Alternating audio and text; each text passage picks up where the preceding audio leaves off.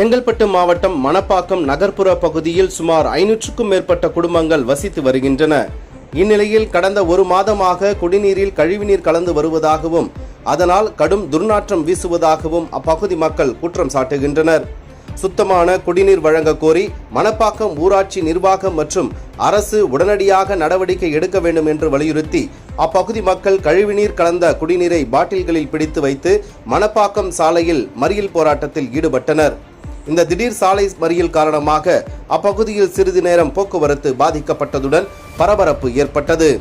போராட்டத்தில் ஈடுபட்ட பொதுமக்கள் கூறுகையில், ஒரு மாதமாக சுத்தமான குடிநீர் கிடைக்காமல் அவதிப்பட்டு வருகிறோம். உடனடியாக அதிகாரிகள் நடவடிக்கை எடுத்து பாதுகாப்பான குடிநீர் வழங்க வேண்டும். இல்லையெனில் மாவட்ட ஆட்சியர் அலுவலகத்தை முற்றுகையிட்டு மிகப்பெரிய போராட்டம் நடத்துவோம். மேலும் மாவட்ட ஆட்சியரை நேரில் சந்தித்து புகார் மனுவும் அளிக்க உள்ளோம் என்றும் தெரிவித்தனர்.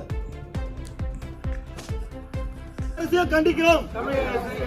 எங்க ஊருக்கு தண்ணீர் வழங்க வேண்டும். ஒரு மாத காலமாக நாங்கள் இந்த தண்ணீரை குடிக்கிறோம். எங்க ஊருக்கு நல்ல தண்ணீரை வழங்க வேண்டும். மணப்பாக்கம் காலனி பகுதியில் நல்ல தண்ணீரை வழங்க வேண்டும். என் பேரு ஸ்ரீகாந்த். மணப்பாக்கம் ஊராட்சியிலிருந்து மணப்பாக்கம் காலனியிலிருந்து பேசுறேன். எங்க ஊர்ல தண்ணி அடிக்கடி இந்த பிரச்சனையை தீர்க்கிறதுக்கு யாருமே எந்த ஒரு வழிமுறையும் செய்ய மாட்டாங்க. நாங்களும் எவ்வளோ போராட்டங்கள் எவ்வளோ மறியல்லாம் பண்ணோம், அப்பவும் ஒரு தீர்வும் கிடைக்கல. எங்க ஊர்ல எங்க மணப்பாக்கம் காலனி பகுதியில் இன்னைக்கு ஒரு சாலை மறியல் பண்ணியிருக்கோம். இதுக்கு ஒரு நல்ல தீர்வு கிடைக்கும் என்று அரசாங்கத்தை நல்ல வேண்டுகோளை வச்சிருக்கோம்.